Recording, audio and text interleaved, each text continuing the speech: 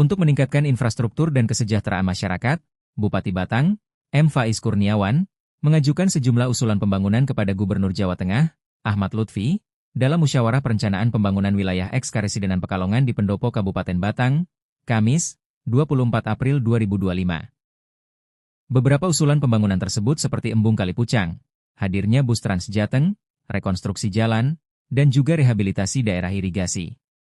Menurut Faiz, layanan transportasi sangat diperlukan untuk mendukung mobilitas masyarakat dan aktivitas di kawasan ekonomi khusus, KEK, Industri Polis Batang. Saat ini, Trans Jateng baru menjangkau Kendal, sehingga ia berharap rute bisa diperpanjang agar lebih banyak daerah terakomodasi. Selain transportasi, Batang juga fokus pada ketahanan pangan dengan mengusulkan rehabilitasi daerah irigasi.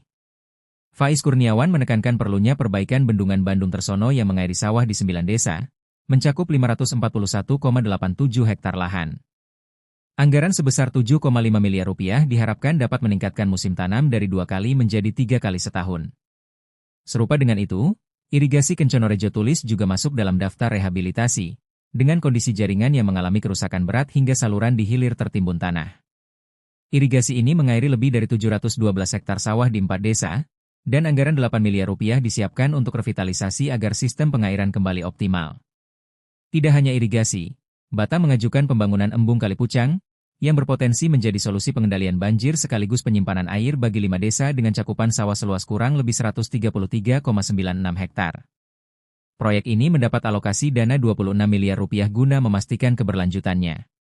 Dalam sektor infrastruktur darat, Faiz juga meminta rekonstruksi jalan di ruas Bandar Gerlang dan Bandar Tulis, dengan anggaran masing-masing 15 miliar rupiah.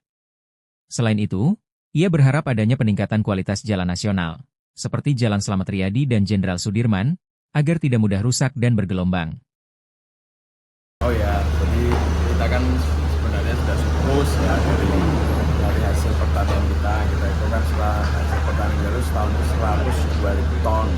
Kebutuhan kita setiap tahun itu rata-rata di 85.000 ton. Jadi kita sudah punya surplus itu sekitar 20.000 ton. Ya, artinya Batang ini sebenarnya sudah ikut serta berpartisipasi dalam konteks swasembada pangan.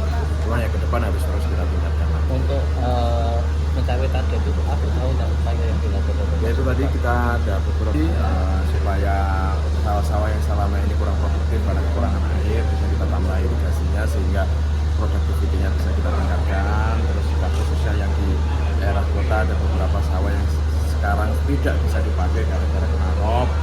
Dengan adanya embung, kita upayakan ada embung, jadi kita usulkan ada embung supaya bisa mengatasi rob. Juga biar untuk aliran air ke sawah-sawah tersebut dengan sawahnya bisa kita tingkatkan produktivitas. Untuk luas lahan sendiri Pak, kan mungkin ada klasifikasinya lahan pertanian basah, mungkin ada lahan padang hujan. Nah itu saya belum hafal sampai segitu itu. Untuk luas lahan Kepala Dinas Pertanian berapa Pak? berapa? Untuk luas lahan Oh luas lahan pertanian kita luas lahan pertanian itu hampir sekitar, kalau yang benar-benar sudah ditata ruang itu ya 46%. Ada mungkin sebagian lagi kan berbeda. 46% Ya sekitar berapa itu hampir 40.000 hektar. 40.000 hektar. Kali Pucang sendiri ini nanti lokasinya di mana? Di Desa Kali Pucang. Berarti yang Betul. Yang ada tulisannya Kali Pucang itu Yang tulisan Kali Pucang yang mana? tepi kali ya, tepi sungai ini Pak. Ya dekat sungai itu. Pak ini terkait dengan tadi yang PRT itu kan PRT. Oh, Bank Transjat. Bis Transjateng. Nah, kemarin kan sebenarnya dari di subprovinsi sudah manggil organda-organda. Dari organda kita juga saya kemarin cek dapat bank di provinsi terkait dengan kesiapan Transjateng yang ada di Kabupaten Batang. Jadi sekarang sudah pada tahap sosialisasi untuk menggandeng organda-organda. Kalau nanti organda semua sudah setuju pembagiannya nanti seperti apa, insya Allah nanti sudah akan dimulai pengadaan bisnya. Dan bukan di kita ya, pengadaan bisnya nanti ada di provinsi. Itu untuk akses wisatanya seperti apa Pak? Ya apa, yang nanti kan yang semula kita usulkan kan dari Kendal sampai ke Banyu Putih, kemudian ada yang ke Limpung. Nah ini sekarang saya nambah lagi usul satu jalur lagi dari Banyu Putih, Batang Kota, terus kemudian Bandar, sama mungkin ada yang nyempal sedikit ke Pekalongan.